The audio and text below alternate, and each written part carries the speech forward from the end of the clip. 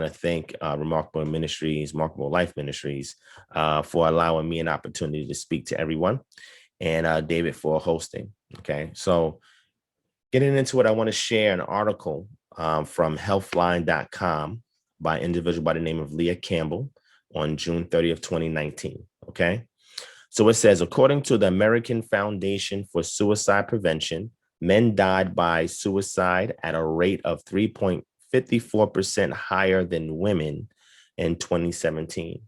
Mental Health America reports 6 million men are affected by depression in the United States every single year. The National Institute on Alcohol Abuse and Alcoholism puts the annual number of men dying due to alcohol-related causes at 62,000 compared to 26,000 women. And men are also 2 to 3 times more likely to misuse drugs than women. Depression and suicide are ranked as the leading cause of death among men, and yet they're still far less likely to seek mental health treatment than women. A lot of men fall prey to the false idea that they should be tough enough to fix all their problems on their own. All right. This is pretty disturbing, yet it continues to go unnoticed to the public. How does this make you feel as a man knowing these statistics exist? Okay. For me, in looking at this, I'm like, wow, I'm not alone in regards to other people who feel that they have to carry this burden or this load on their shoulders. What society that we live in today expects for men to be, strong fathers and strong husbands and, strong leaders, and, being able to shake something off if something bothers you or affects you. And if it doesn't, then find some way to cope about it, because if you complain about it, then you're weak. You're less of a man. You won't be respected by your peers, women, or the children that are in your life. So a lot of times, man, we internalize these things, and the only real outlet comes in other forms, such as alcohol abuse, depression, suicide, drug abuse, sometimes physical abuse, right? Sometimes men physically, abuse their children or their significant others or other people. They get into fights and stuff like that because all of that anger, that bitterness, that sadness, that depression, that frustration, all of that is internalized. And men, because we have high testosterone levels, are then expressed, and sometimes in ways that we don't intend it to. Okay, so we are not really in a society, especially for Black men, that encourages Black men to have a forum or an environment in order for them to vent their issues and their problems and their concerns. So that way it is private, it is secure, and it's only for the men to help other men. Okay. And one thing that great therapists do in regards to mental health issues, when it comes to people who have these type of internalized issues that are seeping out, is to provide some of their vulnerabilities. Because if you're telling me so much about the things that are going on with you, and I've yet to share anything with you, number one, that can affect trust. Number two, that can make you pretty apprehensive because you may not think that I can relate. And number three, that's not me practicing what I preach, right? So there are things that we have to, as people that are helping and assisting others, be willing, right, to put ourselves out there and express some of our vulnerabilities, our weaknesses, our concerns and fears. So that way you can build that rapport and that trust for others to share with you. Okay. Now, interesting about this situation in the secular realm, there's one of many solutions, right, that's been proposed to men to be able to handle mental illness, trauma, and suffering. All right. One of these methods was introduced by an individual by the name Stephen C. Hayes. It's called ACT, and that is acceptance and commitment therapy. All right. He developed acceptance and commitment therapy in 1982 in order to create a mixed approach which integrates both covert conditioning and behavior therapy. The goal of ACT is to create a rich and meaningful life while accepting the pain that inevitably goes with it. ACT is a good abbreviation because this therapy is about taking effective action guided by our deepest values in which we are fully present and engaged. It is only through mindful action that we can create a meaningful life. Of course, as we attempt to create such a life, we will encounter all sorts of barriers in the form of unpleasant and unwanted private experiences, thoughts, images, feelings, sensation, urges, and memories. ACT reaches mindfulness skills as an effective way to handle these private experiences. 6 core processes of ACT guide patients or us men through therapy and provide a framework for developing psychological flexibility. Okay. And one of the sightings for that is Harris in 2011. These 6 core processes of ACT include the following: acceptance. Acceptance is an alternative to our instinct to avoid thinking about negative or potentially negative experiences. It is the active choice to allow unpleasant experiences to exist without trying to deny or change them. That is significant. Okay. Cognitive diffusion. Cognitive diffusion refers to the techniques intended to change how an individual reacts to their thoughts and feelings. Acceptance and commitment therapy does not intend to limit our exposure to negative experiences, but rather to face them and come out the other side with a decreased fixation on these experiences.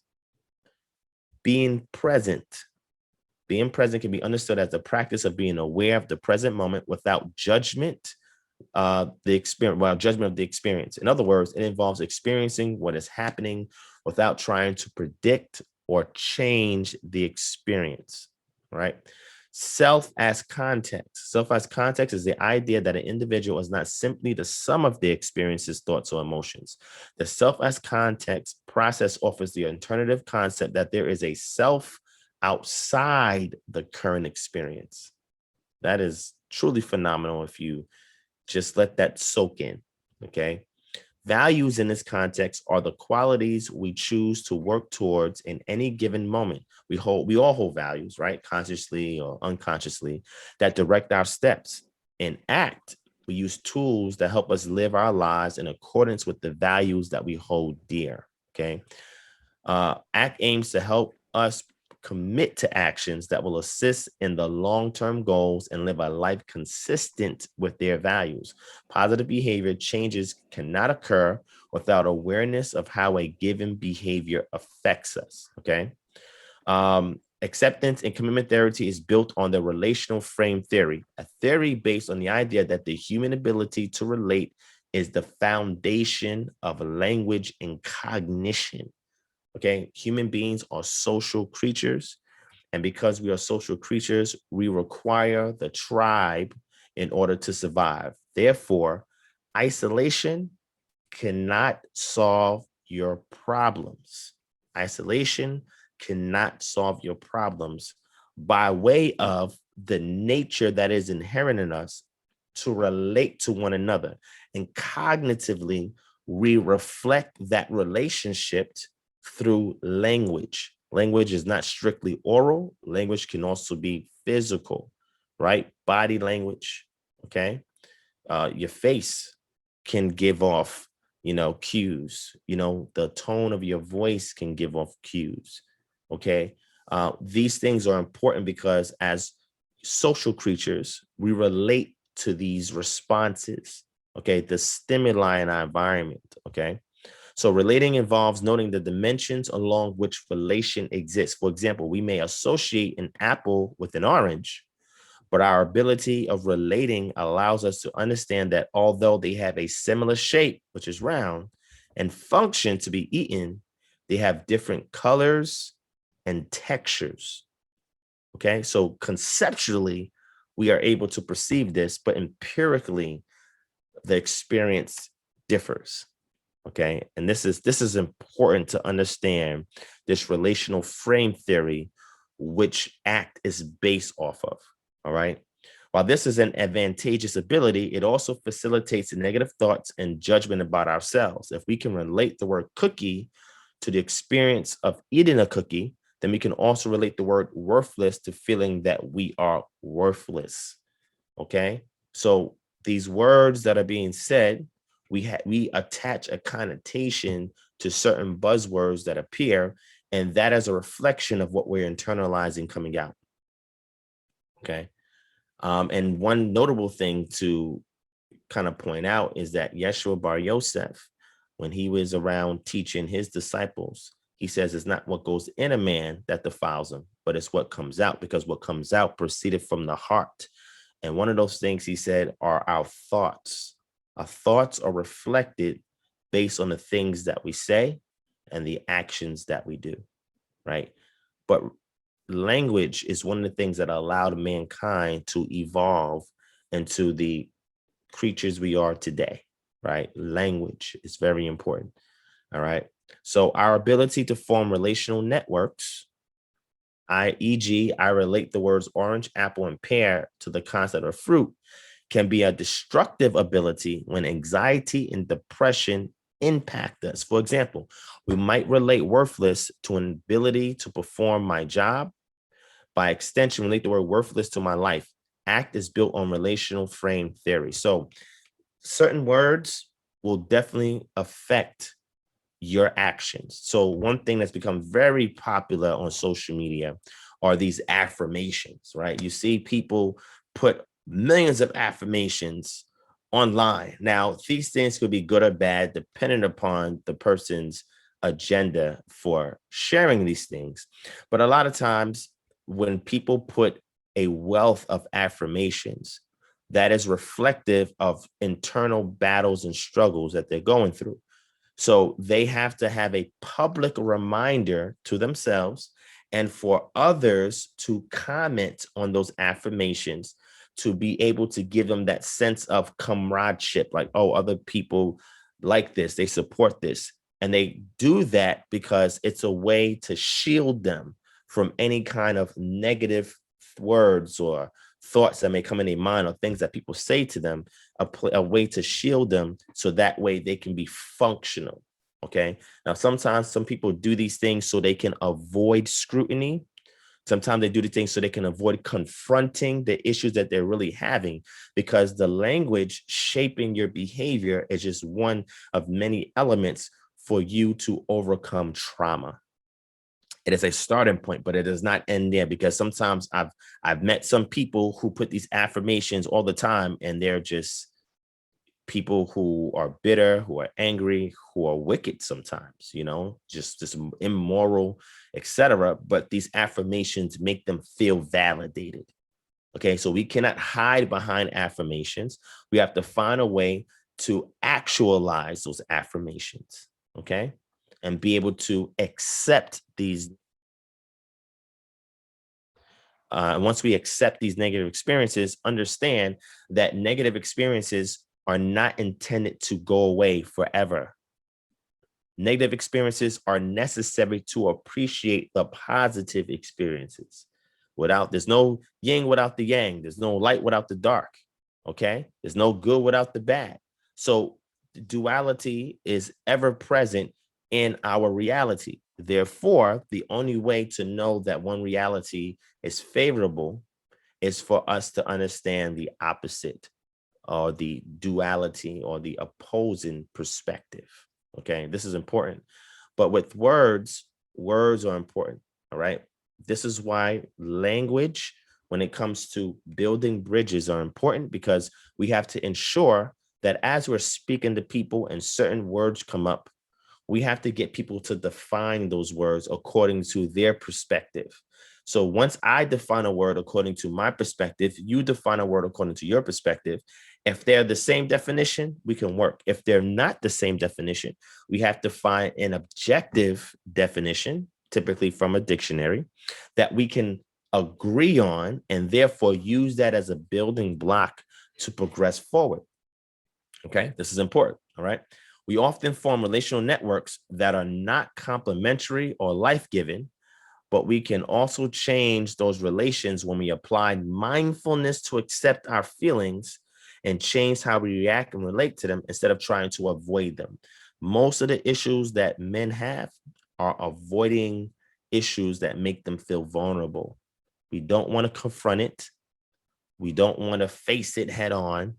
We don't want to confess it or express it to those we care about, because you're not obligated to tell the public everything that's going on in your closet, that things that you are dealing with, but you should share it with somebody that you do trust, right? So that way, and somebody meaningful, not somebody that's going to take what you're saying and sulk in it with you, but somebody that once you share it and once you vent it, they are attentive. And what they do is they point out to you the highlights within that moment that you can focus on and let you know that this is part of life. Life involves trauma. Even people who are agnostic, not sure if there's a higher power or not, or atheists who don't prescribe to a higher power, and even those who do prescribe to higher power, in regards to understanding trauma, it's either a natural phenomenon or a supernaturally imposed phenomenon. Either way, it is something that is ever present in our reality. Therefore, avoiding it, ignoring it, glossing over it, turning your back on it is not going to fix the problem. Okay, when I was in IT, still in IT, but when I was in IT as a solutions engineer, one of my roles was to do what's called a root cause analysis. And some of you who may do farming or gardening may understand this concept as well. When you see a weed, okay, the weed itself, by the time you see the weed, there's a big problem. All right. Same thing with mold. By the time you see mold, the problem is really bad. But the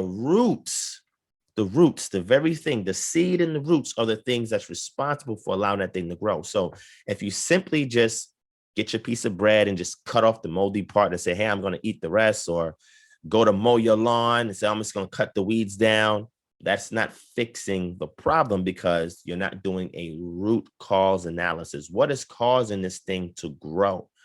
And how can I be proactive in resolving it before it happens? So you have to uproot weeds, okay? And once you uproot weeds, you have to treat the soil so that when the seed, the spore, or whatever the thing that's causing this invasive species to negatively impact your beautiful lawn, to prevent it from growing roots, because it cannot survive without the root. All right. And that's something that we have to be mindful of. Even that moldy bread that you cut the piece off, molds have roots. And the roots are already all throughout the bread before the spores start to appear. Because by the time the spores appear, that just means it's reproductive time. But that thing is already growing on that piece of food. Right. So sometimes the best thing to do would be to just throw it all out and start over again. Right. Sometimes the best thing to do is to pull up those weeds by the roots, and that's just simply cutting them down. Okay. That's important. Somebody's mic is not muted. Can everybody mute your mics if you don't mind? Thank you. All right. So this is very important. So if we're looking back on all this information that I just shared, and again, when we open it up for Q&A or sharing, I can definitely go back over this model with you and go a little bit in depth about it. But in summary, how do we take what's been said and actually, apply it so that way it yields the intended results? Well, the best simplify it is in 2 words: reactive and proactive. Whenever you are presented with it, trauma, an issue, a problem, a challenge, a difficulty, there are 2 things you can do going about life. Okay. You can be reactive, you can be proactive, and sometimes in the middle, which is just being active. Okay. So what does that mean? Well, to be reactive, which means you're just immediately responding to the stimuli in your environment. So when a situation happens, your immediate reaction is you being reactive. Okay. You just immediately responding to the stimuli. Okay. That could be good or bad. It depends on how you look at it. Sometimes it could be a danger. Your child runs in the middle of the street and there's cars coming, right? You have to be reactive, which is immediately and instinctively reach out, grab the child, pull the child in. However, if somebody comes to you and says a word to you that you don't like, and you immediately respond with punching them in the face, which some men would like to do for things that they don't like, that is not productive. Okay. Being active is just simply doing actions in the middle of the ongoing trauma.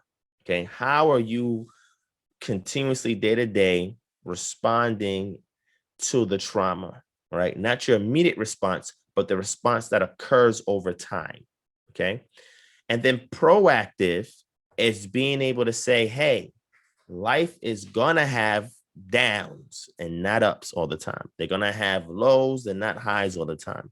They're going to have favorable and unfavorable times. So because I know there's going to be struggles in life, there's going to be trauma in life, because there's going to be hurt and pain, there's going to be backstabbing and distrust. I know these things are going to happen, right? Because people have been living on this planet long before I got here, and this thing has never been removed from our society and from our lives. So it's going to happen. The key thing is, when it does happen, am I prepared for it?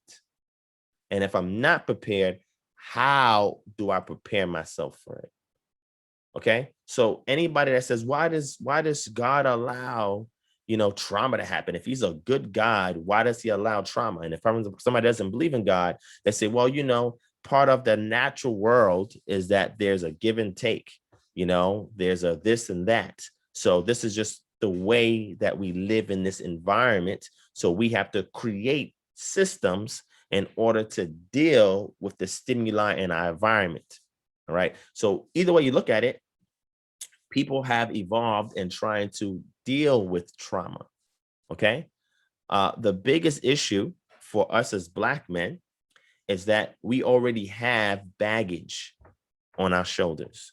The moment you come out the mother's womb, you as a Black man in America, you have baggage on your shoulders. Now, that's not to say that no other race or ethnic group or gender does not have that baggage, but simply here, because the majority of our audience are Black men, we have that because these stigmas have been imposed on us epigenetically since our ancestors came here.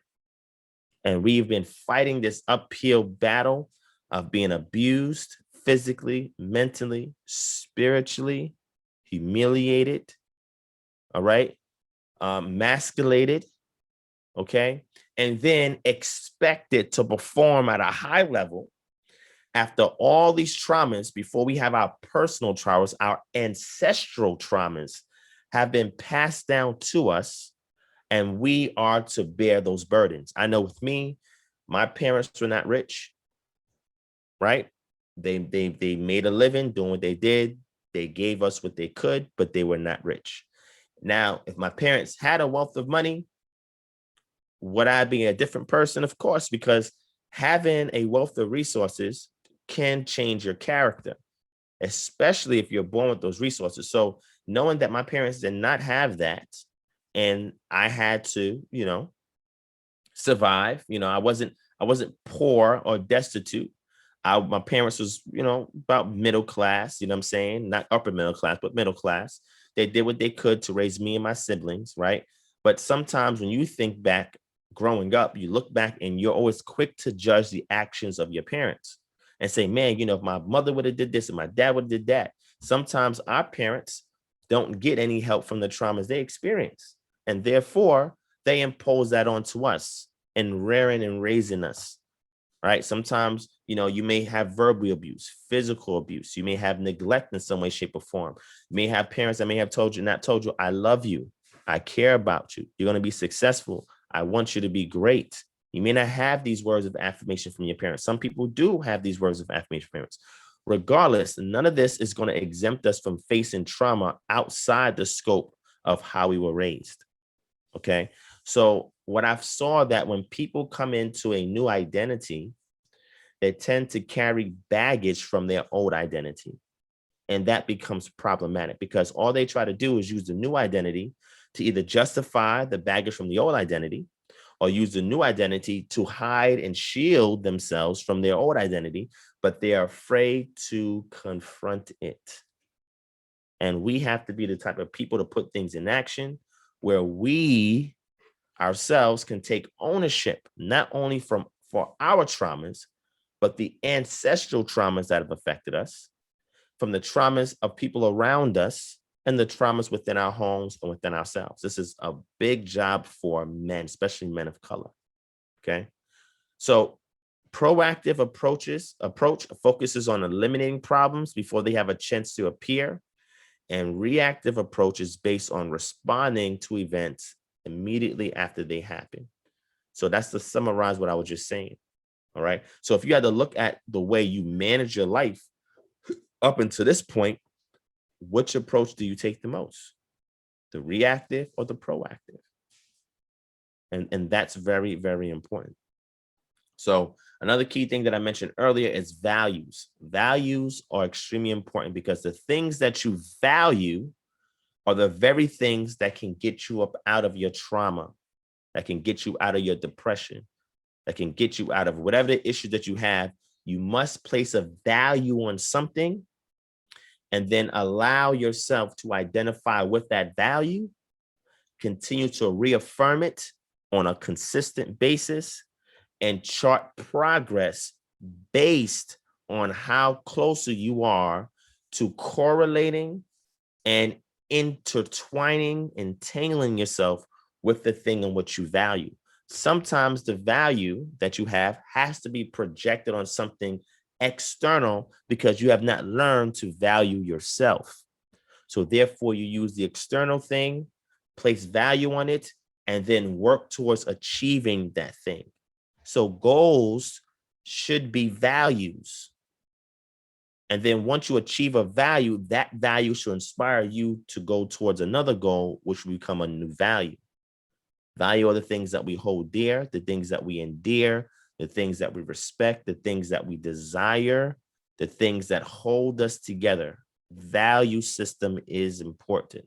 A lot of times we may not have felt valued as men. So this is Father's Day. I don't really celebrate Father's Day like that, but this is Father's Day. But one thing I noticed when I did celebrate Father's Day in the past, and not me per se, because I wasn't necessarily a father to my own biological children, but I did help to raise other people's children. And I did myself have a father and new fathers around me, is that looking at how Father's Day is compared to Mother's Day, to me, is just diametrically two opposite things. There's a high emphasis on women in regards to that special day. But when it comes to men, there's a devalue. Why?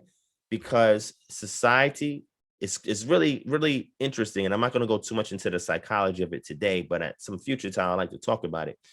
But society now, with the advent of the feminist movement, want to do two things, which I think is really, really unfair when it comes to men. And again, all of this is agenda-based at a high level, but that's something totally different, right? So, and that thing is, number one, because of the femininity that women possess, there are inherent things that women have that need to be acknowledged, that need to be identified and respected. And we're okay with that. So women are a little bit more sensible than men. Women are more sensitive than men are, right? Women, and that sensitivity is not a weakness. That sensitivity it means that woman has what's called high intuition. And sometimes because that tuition that women have has not been fully, best word, I think, mentored by another woman who is stable, a lot of times that gets expressed and it's not properly handled.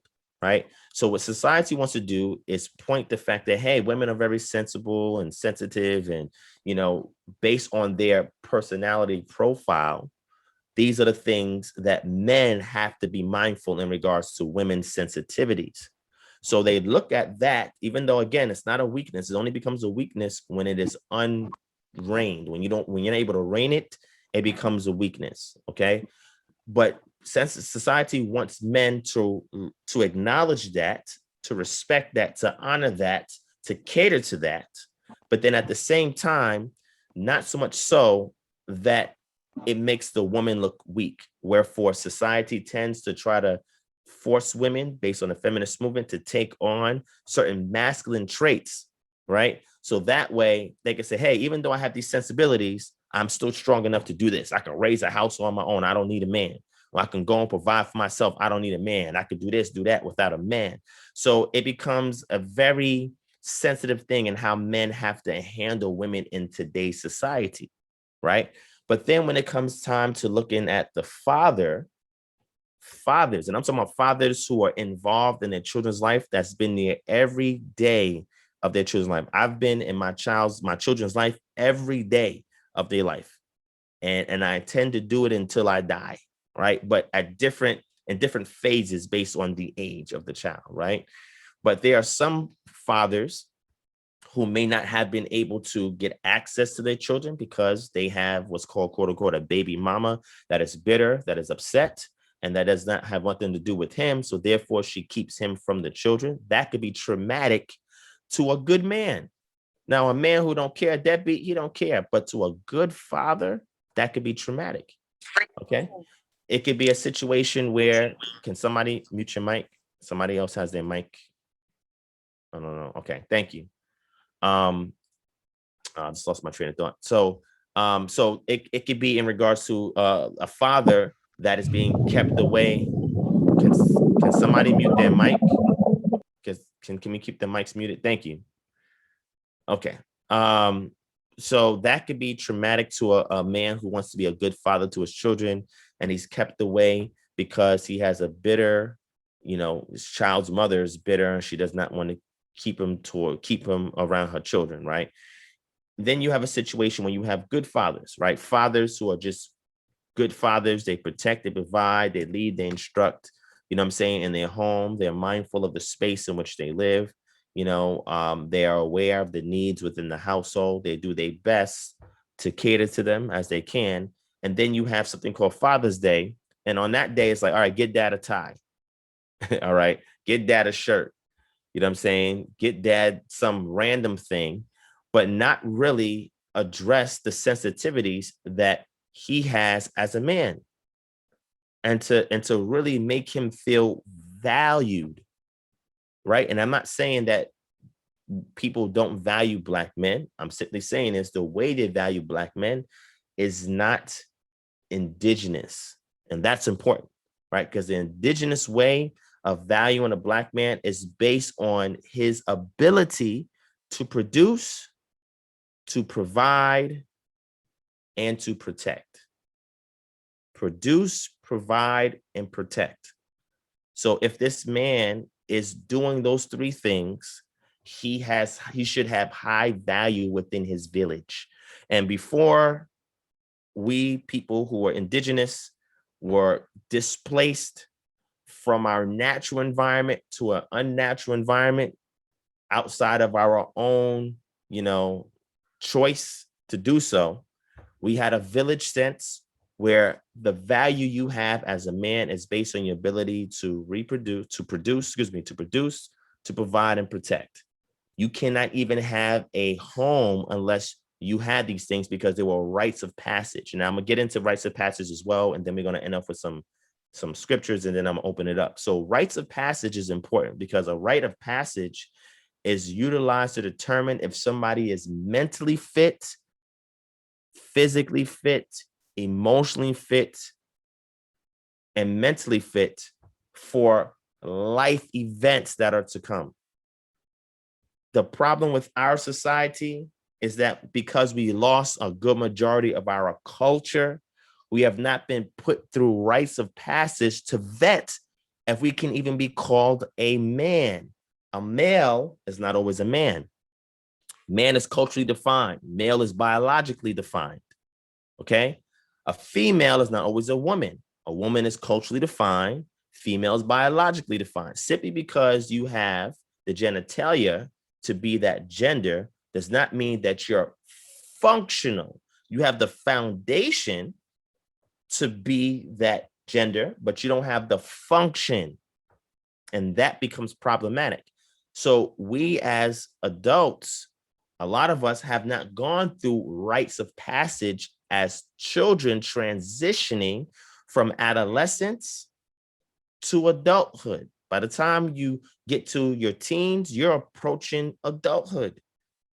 But there is that time in between that once the biological changes have been identified by the village, now they step in, put you through task processes, to test your fortitude to see if you're prepared mentally, physically, spiritually, emotionally to move on and transition to the next life event. That has been removed from us. And as men, thank you. That has been removed from us. And as men, we need these rites of passage, because if we don't have it, then you're not going to have a very strong village, because the man's role is to produce, provide, and protect. As long as he's producing, providing, and protecting, he has high value within that system. And when we can identify that a man is not producing, not providing, and not protecting, then the village steps in to say, hey, you're not functioning as a man. What's going on? How can we help? Okay. And in doing those three things, it requires you to be sensitive to the needs of the others in the village. In order for you to be a well-respected leader, you don't impose your rule, right? You rule by example. You don't impose rule, you rule by example. So if you want others to serve, you must be a servant. If you want others to give, you must be given. You want others to be aware, you must be aware. You want others to be sensitive to you, you must be sensitive to others. And the rites of passage is designed there to transition you. So a lot of times we have grown boys acting as men because they've never been through a rites of passage system to filter the adolescence out of them and prepare them for manhood, for fatherhood, for husbandhood, for villagehood, community.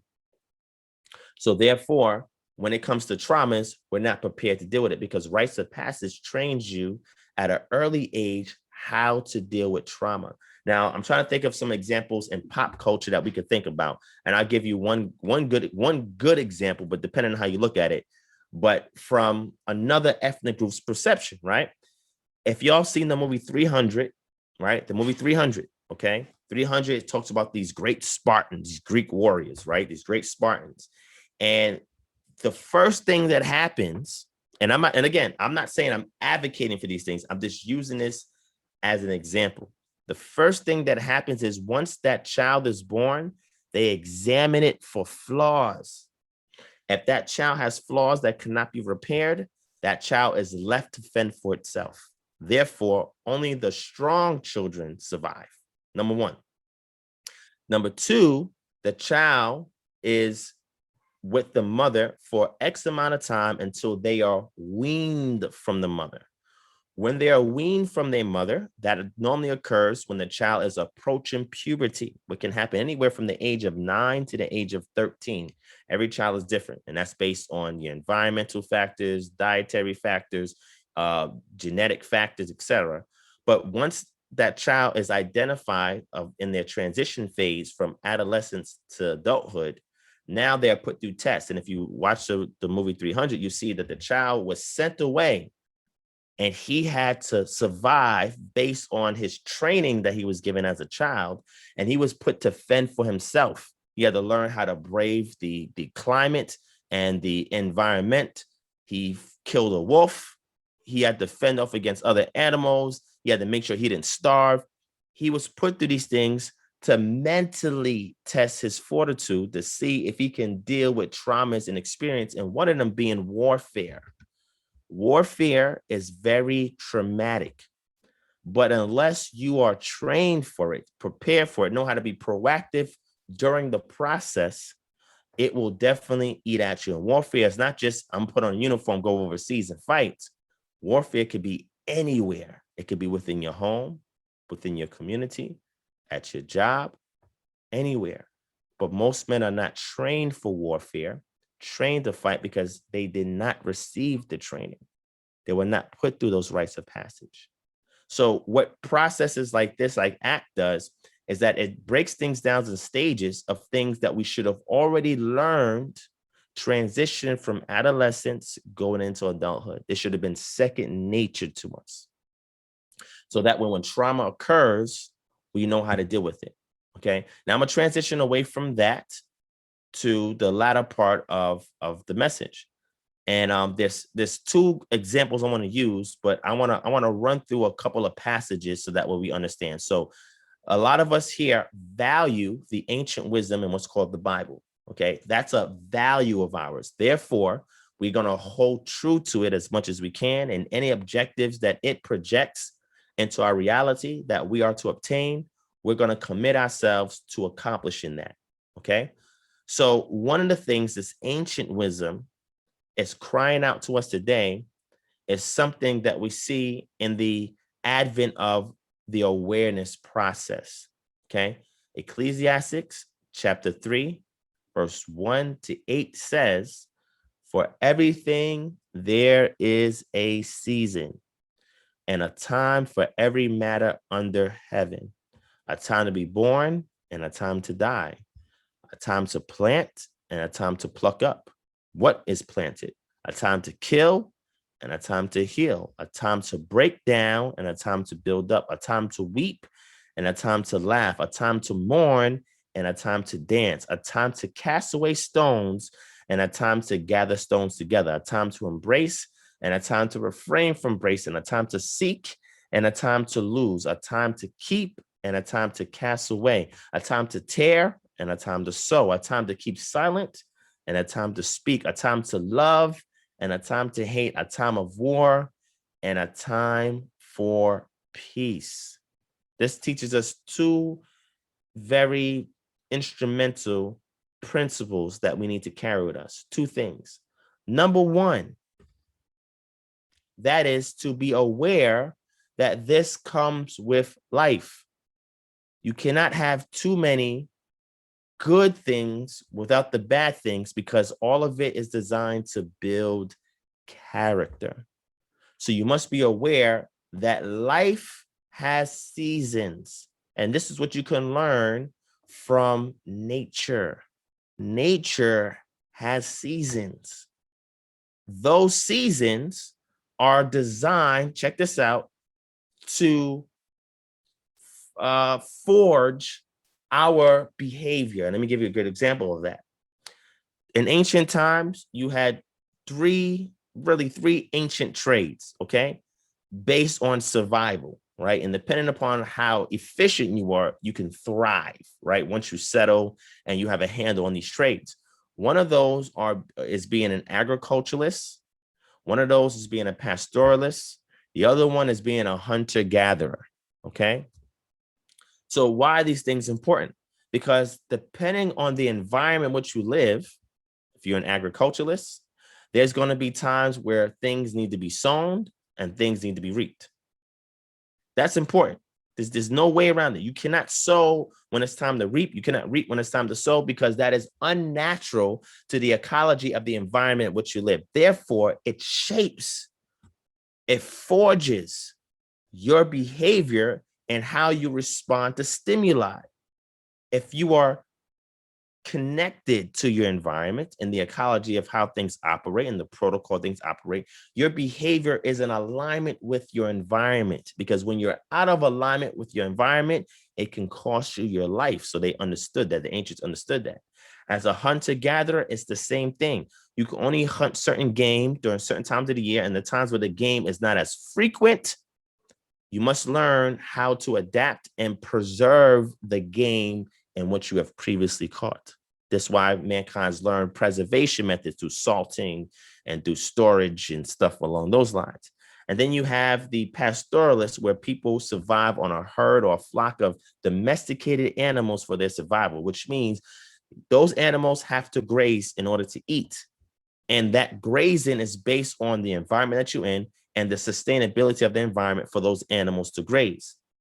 When the grazing pastures become limited or exhausted, you must learn to transition to another place. So the ancients were tied to the environment, and the different seasons that the environment had impacted their behavior, and it also impacted their mental ability to identify human seasons. We've been a very out of touch with that because a lot of us do not have the opportunity to live off the land to learn basic instinctive actions. So our awareness has to do with understanding seasons and knowing what season you're in, and then how to have balance. Balance is being able to take the good, the bad, put them on scale, and ensure that one does not outweigh the other. But in each season of good, each season of bad, there's an appropriate action. And the problem is we have been off kilt, right? And when we're off killed, then we cannot understand why things are going awry, because we are out of alignment with the natural causes of life.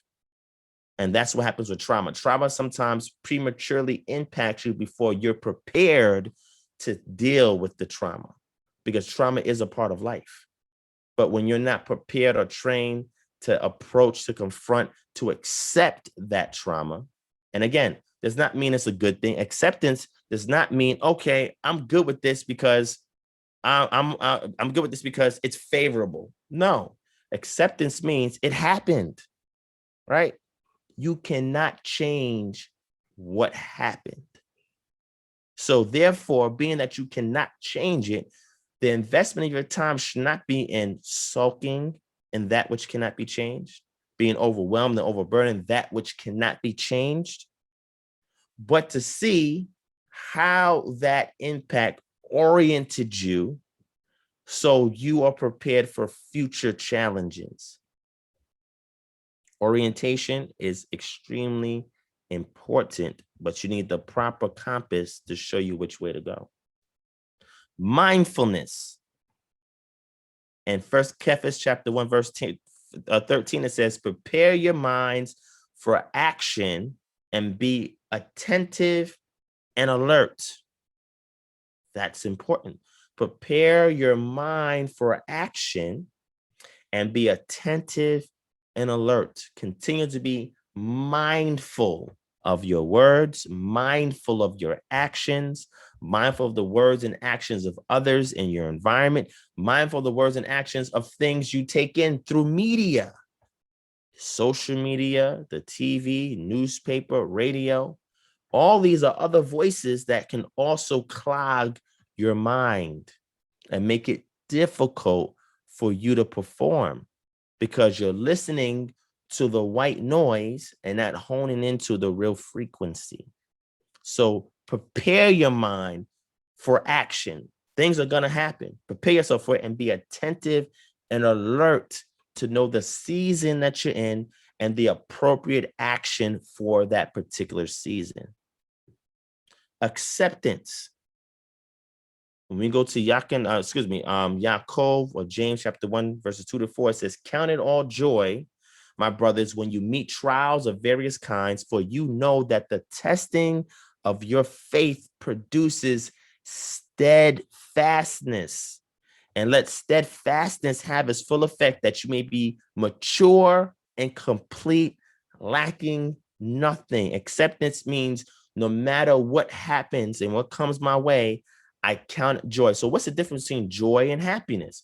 Well, happiness is your positive reaction to a favorable stimuli in your environment. So that could be something as, oh, I just got a raise on my job. Man, I'm so happy. I got money I could spend. That is considered happiness, right? Oh man, I finally got the man or woman that I want. That can be considered happiness.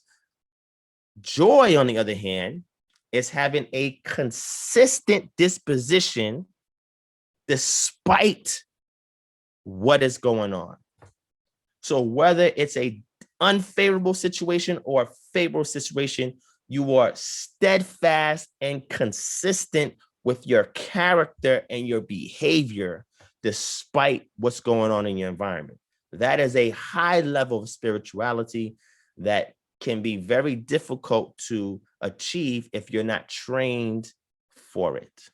So he says, count it all joy when you meet trials and various trials. He didn't say when you escape it, when you avoid it. When you meet it, you're confronting these trials. For you know that the testing of your faith itself is not blind. Faith is not blind. Faith is concrete.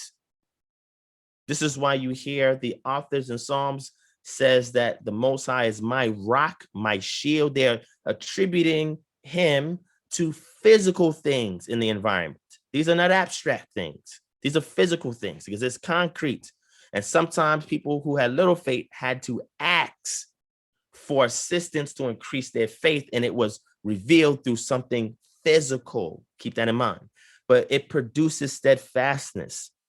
When there's a ship that is at the dock, the waves are continuously moving in the waters. The waves are you may have times where the waves may be stable, but even in that stability, the nature of liquid and that type of environment is always going to be in motion.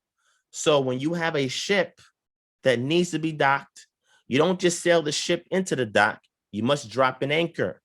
What the anchor does is that it keeps the ship as stable as possible because there's going to be some motion, but as stable as possible. So that way the ship is not veering away from its intended destination. So the only way that you can have anchor in your life is to be joyous when you meet your trials and tribulations. And when you allow that steadfastness or that anchor to have its full effect, you will be mature, you will be complete, and you will not lack anything. The problem is we became our relational model for our existence is for us to relate to external objects. So people count wealth based on the possession of external objects. How many external objects do you have? That is ideal to your wealth, as opposed to how many positive character traits do you possess internally. See, that's the difference in the society that we're in. We gauge success, and we can see this all on social media. Like, oh, I just got this new car. I just got this new house. I just got all this money. And what happens is people are living life based on the pursuit of happiness, not the possession of joy. I wish I can go a little further into that, but that is why we can't deal with trauma, because what we do is we project what we should be valuing, we project it on external objects, and we do not introvertedly assign value to character traits that we should be building day to day.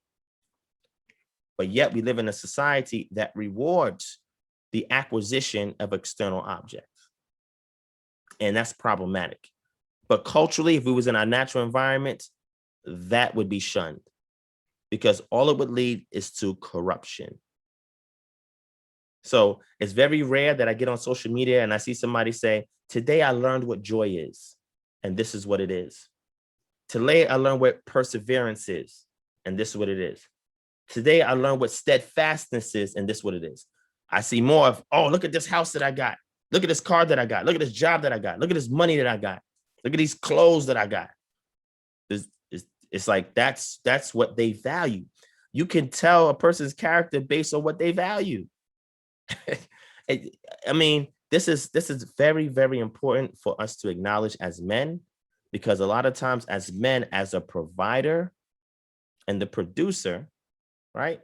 A lot of times we have shifted our value to the acquisition of external things and not the acquisition of internal things. And we got to learn that, because what trauma will do is force you to project, right, your desires on things external, and then the acquisition of those things is supposed to make you happy, but in the end, it just widens the gap. And you continuously wonder, how come I still feel empty? How come I still feel alone? How come I still don't feel loved and appreciated? How come? It's because these internal things we should be acquiring, we have not gone through a process to learn how to get a hold of it, acquire it, and how to sustain it. We must confront our giants. 1 Samuel chapter 17, verse 38 of Shamuel.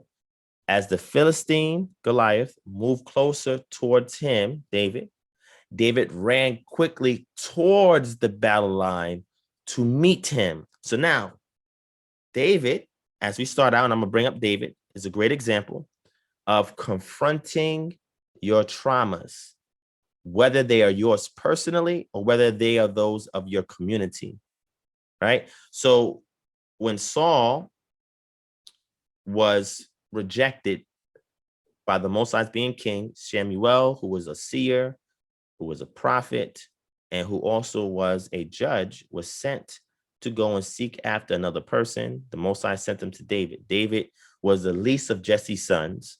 And when Jesse was presenting his sons as potential candidates for leadership, he gave them all of his older sons. And Samuel said, no, the Most High is not accepting. Do you have any more? He said, well, I got this little dude David out there, but nah, I don't think you're going to worry about him. But the text makes it clear. It said that David was handsome. He was good to look at. He was fair-skinned. So whenever you see that mentioned in a narrative, it is a juxtaposition towards that individual's peers. That means his brothers were really looking rough, wasn't probably as attractive as David. Therefore, they projected that jealousy onto David and they kept him aside. But in the process of David being pushed off from the more, trying to find the best word to use, but the more sophisticated affairs of society, like his brothers were, because they had the time to go and watch a battle, and David was left to fend for the flock. He learned things that he needed for when he was placed into position of power.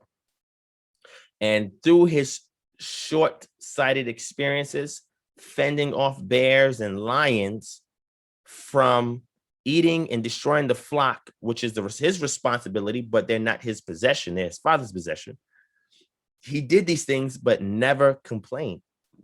In the process of that, he gave the credit to a higher power for enabling him to fend off these vicious creatures from devouring his flock. So when he saw a human being, didn't make a difference, short, tall, fat, skinny, whatever, speaking against the power that gave him the power to fend off, he said, who is this individual? Why are you afraid of this individual? And when he went through the process of getting prepared and everything like that, he was given things that wasn't for him. Sometimes in life, people may have traumas and they may give you advice based on what worked for them during their trauma, but it might not work for you. And sometimes they give you the advice that they use to overcome, but when you apply it, you don't get no results. It's because that is not how you advise somebody. What you do is you tell them, hey, this is the tools, the methods, and the processes that I utilize to form my own solution to get through this problem. So instead of me giving you what works for me, I'm going to tell you the tools, the processes, the approach. You use that as a template, so that way you can apply it based on your environmental situation and get the results that you are looking for. When Saul tried to give him his armor, David said, man, this is too heavy. I can't use this.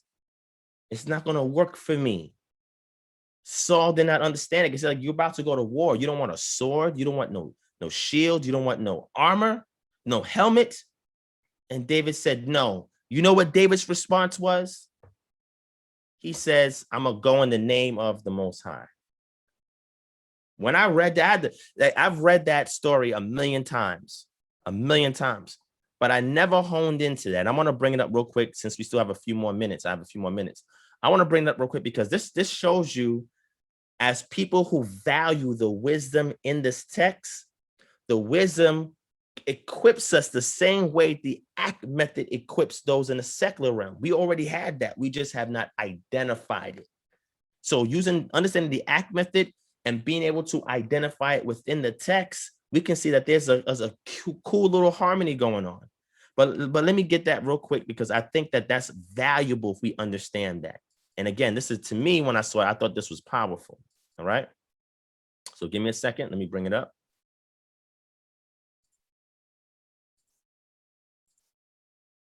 Okay.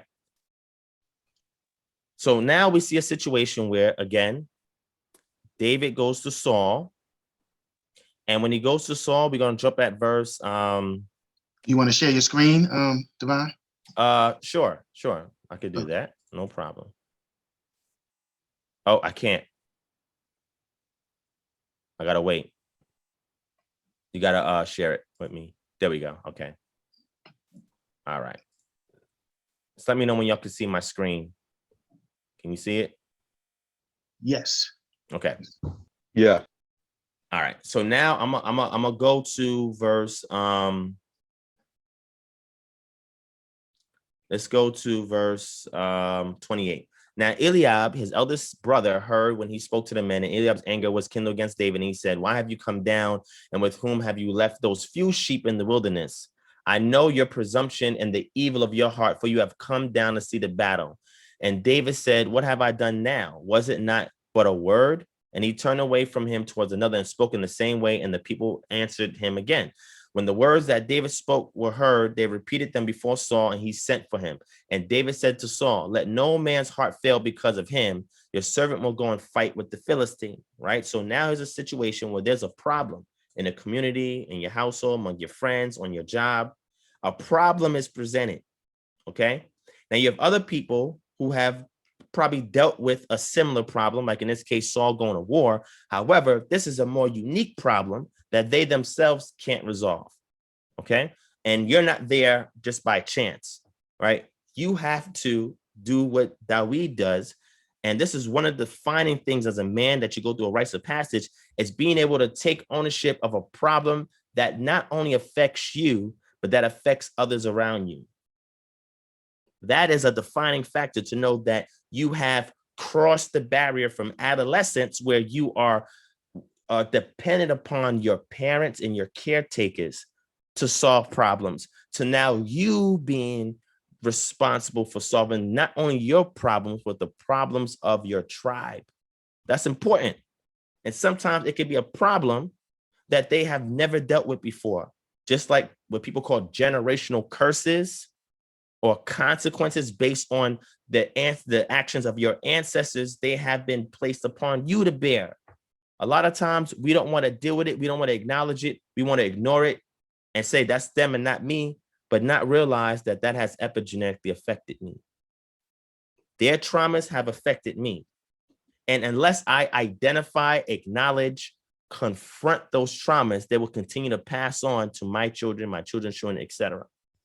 That's important. Okay. So now here it says, and Saul said to David, "You are not able to go up against this Philistine to fight with him, for you are but a youth, and he has been a man of war from his youth." So sometimes people say that to you, say, "Man, this is a big problem. I don't know how you're going to be able to handle that. You're not experienced in this area or that area." They'll say that to you. But David said to Saul, "Your servant used to keep sheep for his father, and when there came a lion or a bear and took a lamb from the flock, I went after him and struck him and delivered it out of his mouth. And if he arose against me, I caught him by his beard and struck him and killed him. Your servant has struck down both lions and bears, and this uncircumcised Philistine shall be like one of them." You have to go into the reservoir of your past, to the things that the divine has intervened in your life and the small accomplishments that you make, to know that any additional accomplishment, no matter how grand it is going to be just like this previous accomplishment. So remember, David is not taking pride in his own glory, but he understands that there's a power higher than him that is enabling him to accomplish the task. It says, and David said, "The Most High, who delivered me from the paw of the lion and from the paw of the bear, will deliver me from the hand of this Philistine." And Saul said to David, "Go, and the Most High be with you." Now check it out, verse 38. Then Saul clothed David with his armor. He put a helmet of bronze on his head and clothed him with a coat of mail. And David strapped his sword over his armor, and he tried in vain, that's the key word, to go, for he had not tested them. Again, People will give you their advice based on their previous experience for a problem that you have to deal that even themselves have never faced before, and try to give you the baggage of their accomplishments for their issues on you. And after a while, you realize that you can't use it because you have not tested it. You have not been through the same exact issue that they have been through. It says this, then David said to Saul, I could not go with these, for I have not tested them.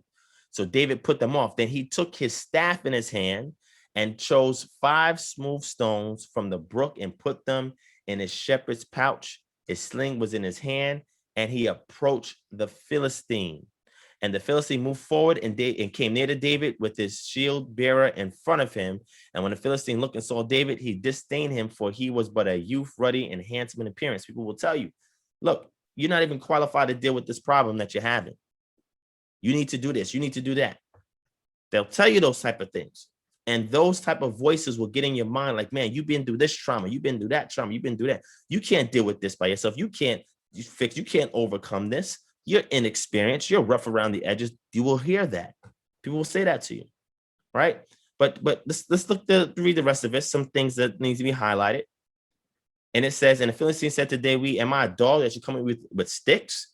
And the Philistine cursed David by his power. Then the Philistine said to David, come to me, and I will give you flesh of the birds of the air to the beasts of the field. And David said to the Philistine, you come with a sword and a spear and with a javelin. Check this out.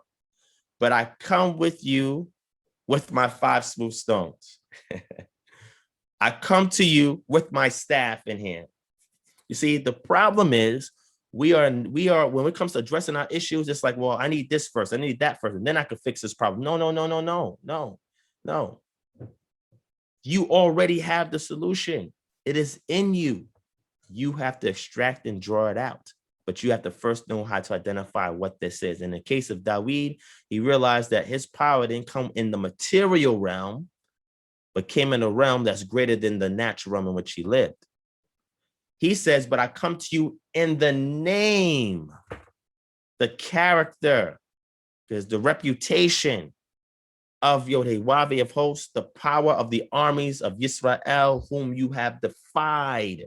This day, that power will deliver you into my hand, and I will strike you down and cut your head off, and I will give the dead bodies of the host of the Philistines this day to the birds of the air and to the wild beasts of the earth, that all the earth may know there is a power in Israel, and that all this assembly may know that the power saves, check it out, not with sword and spear. For the battle is his, and he will give you into our hand. David acknowledged several key things in dealing with this external trauma. The first thing he realized is that my ability to solve it cannot come from material things. That's important because we all the time try to solve our problems with physical things. You have people who are celebrities that have depression, all types of ills, and they try to cover that with their awards, try to cover that with their cars and their houses and their bank account. And they continuously sunk in depression until they commit suicide, they go mad, or they never feel fulfilled in their lives. So your solution to your trauma is not going to come from physical objects. That's important. So David understood this.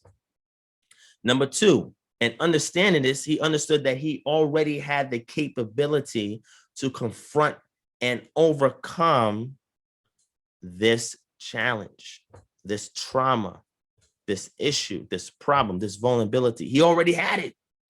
And that was the confidence, not in himself, because obviously the trauma happened to him or others around him. It has caused fear. It has caused trembling. It has caused a sense of despair, because that's what trauma can cause us as men. It can bring these feelings to the surface, and that we don't want to deal with them. But he said, not only confronting it, professing what? Success in defeating this issue. You have to affirm it. This is why we mentioned earlier in the ACT method, it's the relational theory, right? Which means you have to be able to relate to certain things. And in the major case, it's language. the things that you say, sometimes your posture, the way that you walk, the way that you move, the way that you do things, the attitude. Attitudes are not always verbal. Sometimes attitudes are physical. What is your attitude towards this problem, this trauma? Are you going to continuously blame yourself? Are you going to continuously blame others?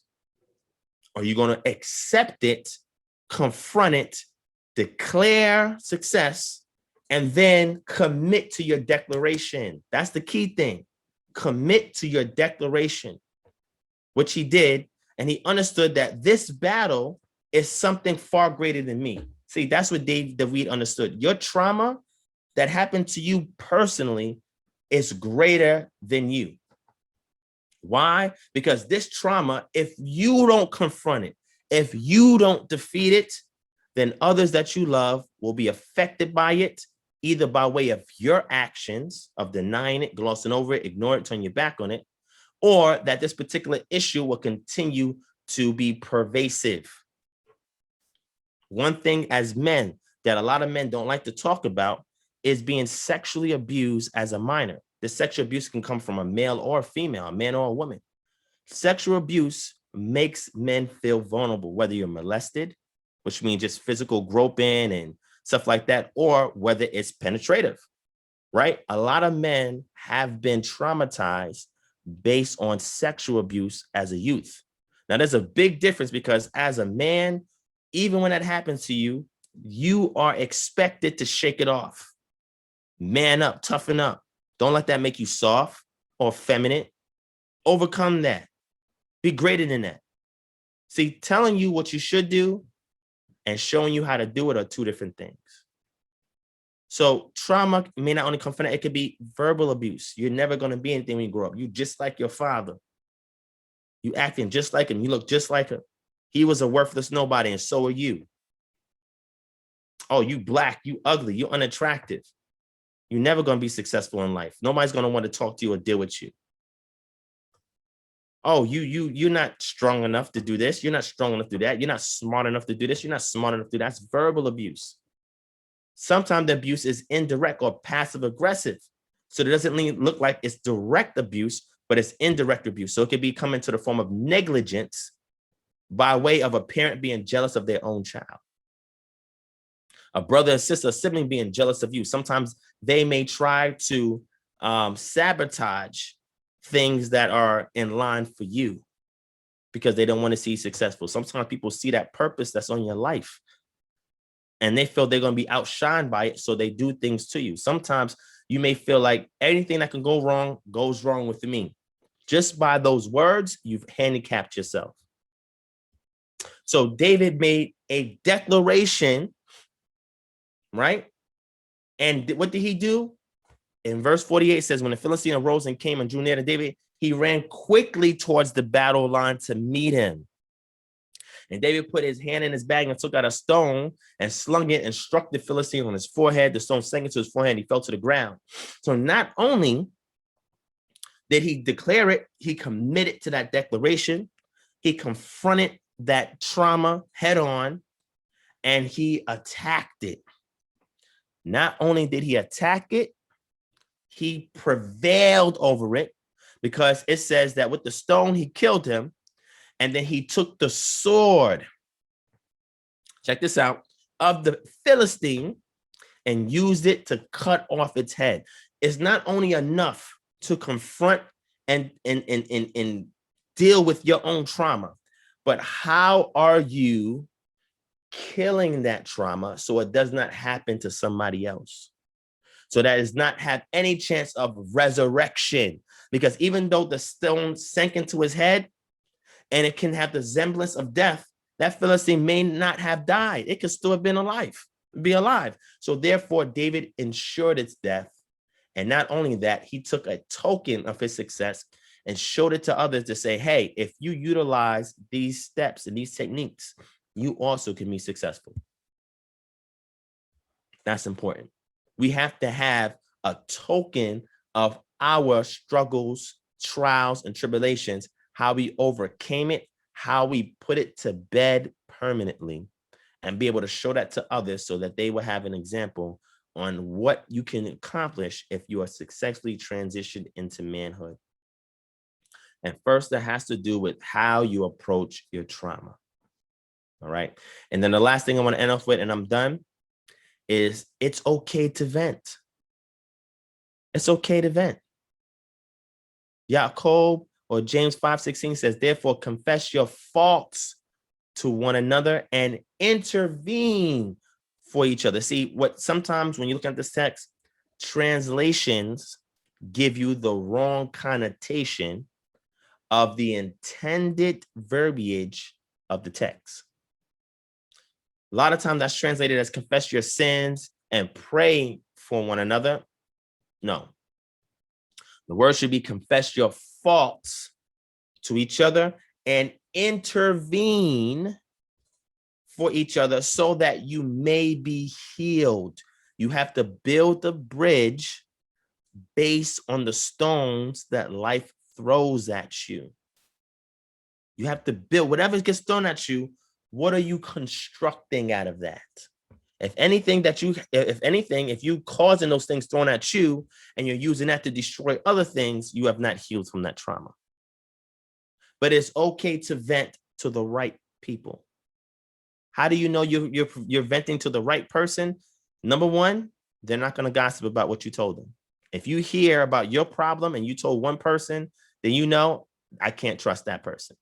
Number two, if somebody's just going to coax you and also complain with you, if this is a person that's going to complain with you and coax you while you're in that situation, then that's not a good person to vent to. But if this person, if you tell them they're attentive, they listen to what you're saying, they identify all the issues, and then they say, here's a template to resolve this problem. Let's implement it together. I'm not going to judge you from this. I'm only going to judge you how you respond to this. Not what has happened, but what you do while this is happening. You must need those type of companions to help you get through trauma, because you're only as good as the company you keep. And that's important. So I just wanted to share that for you. Hopefully this have brought a message of encouragement to those of you out there who are looking for some kind of resolve based on the trauma that we face as men. And strength comes at not in how you ignore your vulnerabilities, overlook your vulnerabilities, but how you confront them by acknowledging them, by finding a way to accepting them, by being mindful of it, and being able to declare affirmations that you can commit to that can progress you forward from out of that one circumstance to prepare you for the next. That's important. So with that, I yield the floor back to David. Thank you for allowing me this time to speak to the men, David, and I give the floor back to you.